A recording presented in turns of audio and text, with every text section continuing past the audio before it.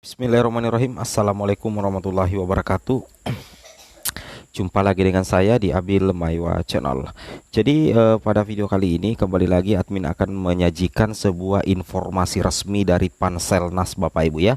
Jadi ini untuk rekan-rekan guru yang dinyatakan lulus ya, ASN P3K guru di tahun 2022, baik itu P1, P2, P3, P4, bahwasanya resmi ya 100% rilis DRH P1, P2, P3, P4, pengisian DRH bagi yang lulus ASN, tanda resmi jika lolos ASN. Jadi di video kali ini kami akan menyajikan bahwa sudah ada petunjuk teknis Bapak Ibu ya bagi rekan-rekan yang akan mengikuti proses pemberkasan online yang lulus CASN tahun 2022 termasuk P1, P2, P3 dan pelamar umum.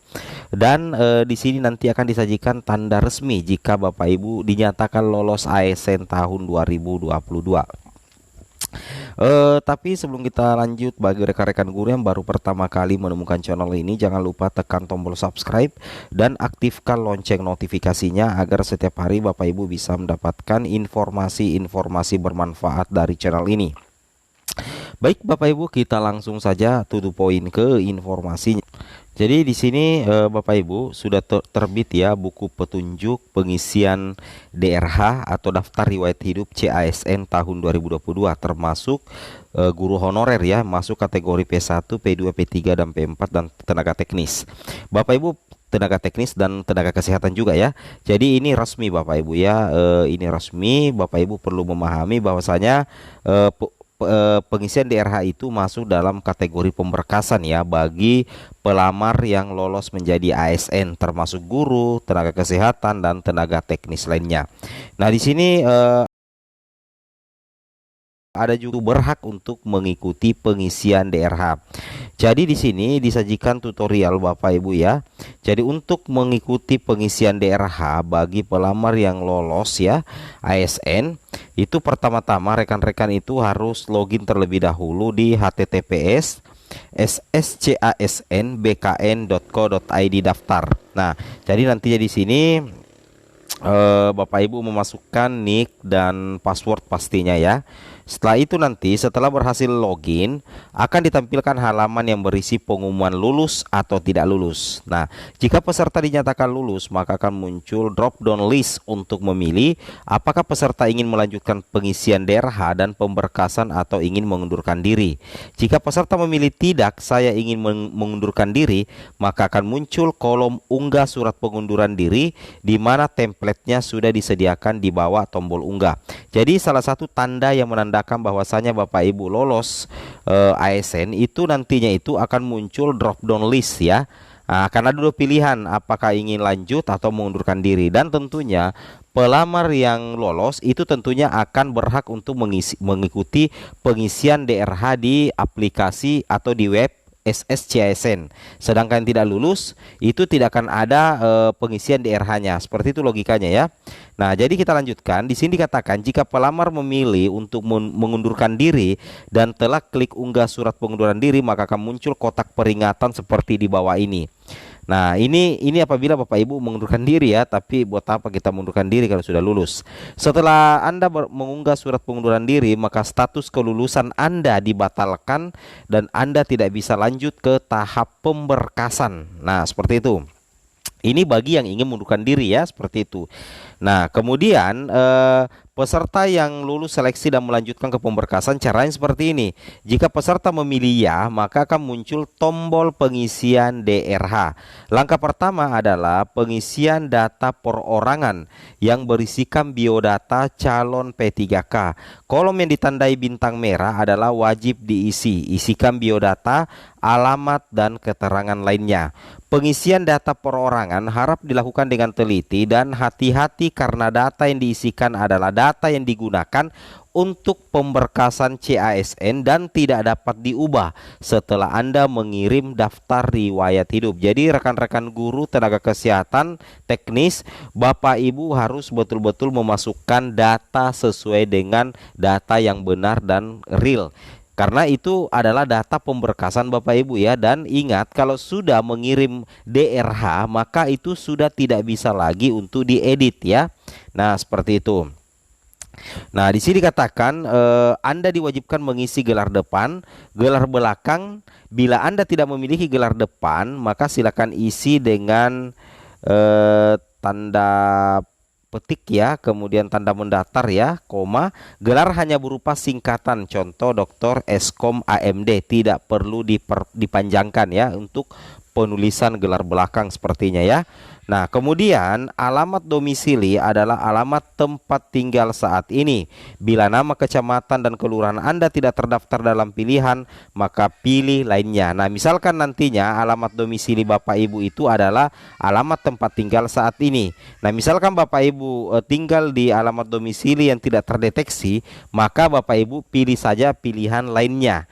Lalu ketikkan nama kecamatan dan kelurahan tersebut di kolom di bawahnya seperti itu. Jika sudah, silakan isi captcha berikut di bawah ini dan klik tombol selanjutnya. Data Anda tidak akan tersimpan bila Anda klik tombol resume. Nah, ini adalah contoh Bapak Ibu ya. Ada beberapa data yang harus Bapak Ibu isi. Nama, alamat domisili, keterangan lainnya, nama ya. Kemudian tempat tanggal lahir ini ya. Kemudian di sini dimasukkan captcha-nya, kemudian klik. Nah, setelah itu nantinya itu kolom hobi ya, bisa mengisi dengan keterangan membaca, olahraga, menggambar, desain, menari, musik, menyanyi, IT dan lain-lain.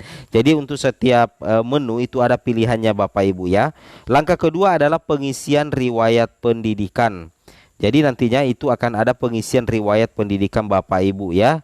Nah, jadi di sini pada kolom ini penting diperhatikan, peserta dapat mengisikan riwayat pendidikan dan riwayat kursus. Pendidikan yang digunakan saat melamar formasi jabatan telah otomatis muncul tetapi dapat diubah untuk dilengkapi kolom-kolom yang masih kurang.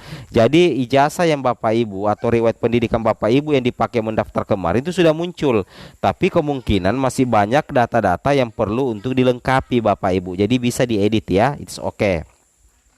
Apabila ingin mengubah daftar riwayat pendidikan, klik tombol ubah pada riwayat pendidikan yang ingin dihapus.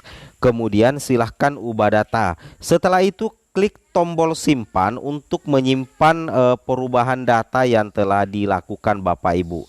Perlu diketahui bahwa peserta tidak dapat menambahkan pendidikan lain yang setingkat dengan pendidikan yang digunakan untuk melamar atau pendidikan yang setingkat lebih tinggi. Misalkan ya, Bapak Ibu mendaftar S1 PGSD Guru Kelas, tetapi tiba-tiba Bapak Ibu juga memiliki ijazah S2. Itu tidak bisa diinput Bapak Ibu ya. Pendidikan yang setingkat lebih tinggi. Misalnya pendidikan digunakan untuk melamar adalah S1. Kemudian lalu peserta ingin menambahkan peserta S2-nya. Penambahan gagal karena S2 adalah setingkat lebih tinggi dari S1. Jika peserta memiliki 2 degree S1 lalu ingin menambahkan pendidikannya, misalkan S1 manajemen, akan gagal juga diinput karena tingkat pendidikannya setingkat dengan S1 sistem informasi yang digunakan untuk melamar. Jadi ingat, ijazah yang diinput adalah ijazah yang dipakai untuk melamar Bapak Ibu ya. Itu yang harus Bapak Ibu pahami. Tambahkan pula pendidikan peserta ya sejak sekolah dasar, menengah dan mengklik tombol tambah pendidikan. Jadi mulai ijazah SD, SMP, SMA, ijazah S1 itu masukkan semua Bapak Ibu ya di daftar riwayat hidup nantinya.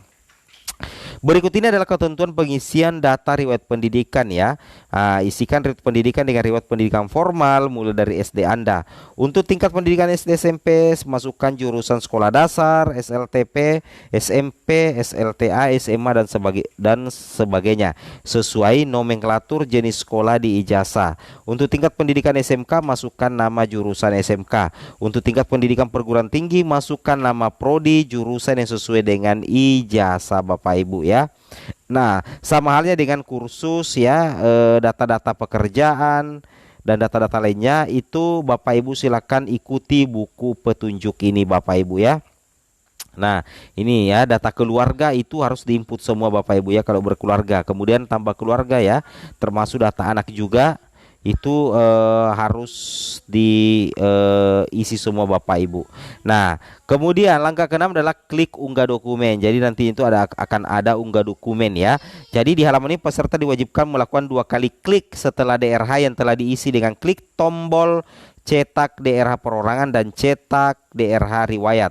Selanjutnya menulis data-data yang diharuskan untuk ditulis tangan di DRH yang telah dicetak tersebut dan menandatangani DRH.